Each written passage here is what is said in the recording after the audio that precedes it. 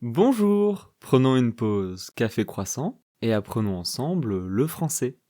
Aujourd'hui c'est un épisode un peu spécial, on va parler de l'actualité dans la tech au mois de décembre 2025.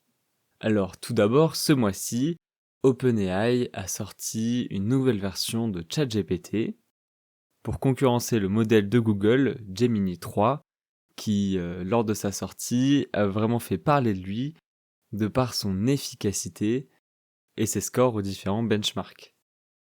Alors pour nous, les utilisateurs, c'est pas si mal, puisque les deux entreprises se font concurrence et donc les modèles devraient être encore plus performants. Donc de notre côté, c'est tout bénef. Alors par contre, en France, eh bien nous avons Mistral AI, c'est l'IA à la française, on va dire.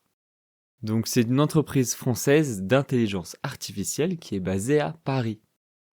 Cette entreprise a été fondée en 2023 par des chercheurs français et elle développe des modèles de langage plutôt performants. En plus de ça, l'entreprise est un petit peu tournée vers l'open source, donc c'est quand même intéressant et ces modèles sont très performants, comme par exemple Mistral Large 3 qui est capable de gérer plusieurs langues, faire pas mal de tâches. Donc c'est intéressant de garder un œil sur cette entreprise, puisqu'elle n'arrête pas de sortir elle aussi de nouveaux modèles, notamment sur les modèles mini. Donc les modèles qui ont plus vocation à tourner sur des téléphones, il me semble. L'autre actualité importante de ce mois de décembre, ce sont les différents piratages qui ont eu lieu en France. Alors malheureusement, en fait, les serveurs du ministère de l'Intérieur français ont été compromis par des attaques avec des accès non autorisés à des données sensibles.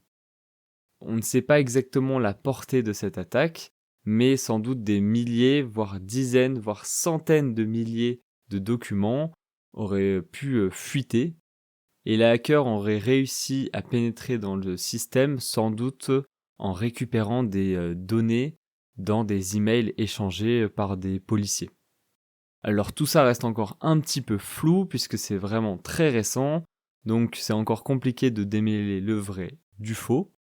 Mais le pire dans tout ça, c'est qu'il y aurait peut-être eu aussi un piratage de la CAF.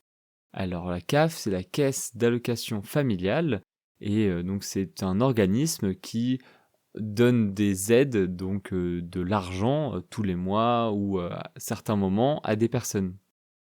Et le fichier qui a été mis en ligne disant que la personne aurait piraté la CAF comprenait des millions de lignes de données, ce qui correspondrait à peu près 4 millions de personnes différentes.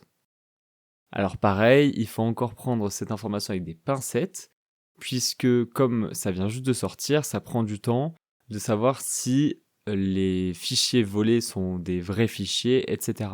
Mais je pense que c'est le cas malheureusement. Alors tout ça amène à un petit débat, d'après moi.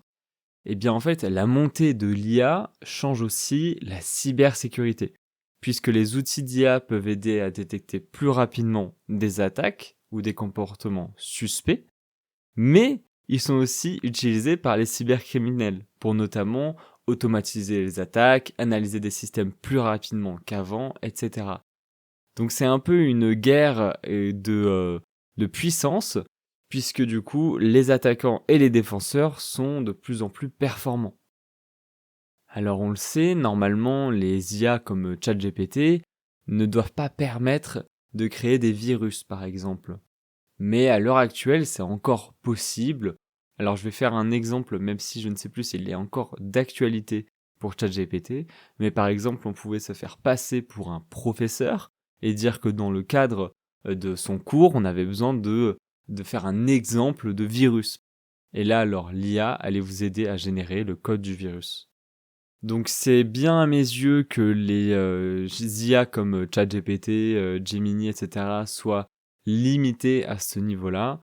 Malheureusement, ce sont des choses qui ne vont pas durer, je pense, puisque ça devient de plus en plus compliqué de limiter les IA dans différents domaines, puisque si on veut qu'elles soient performantes en défense, par exemple, il faut qu'elles soient performantes aussi en attaque, dans l'idée. Donc voilà pour l'actualité du mois de décembre. N'hésitez pas à vous abonner si ça vous a plu. J'espère que ce n'était pas trop compliqué à comprendre. Et on se dit à demain dans la pause café croissant.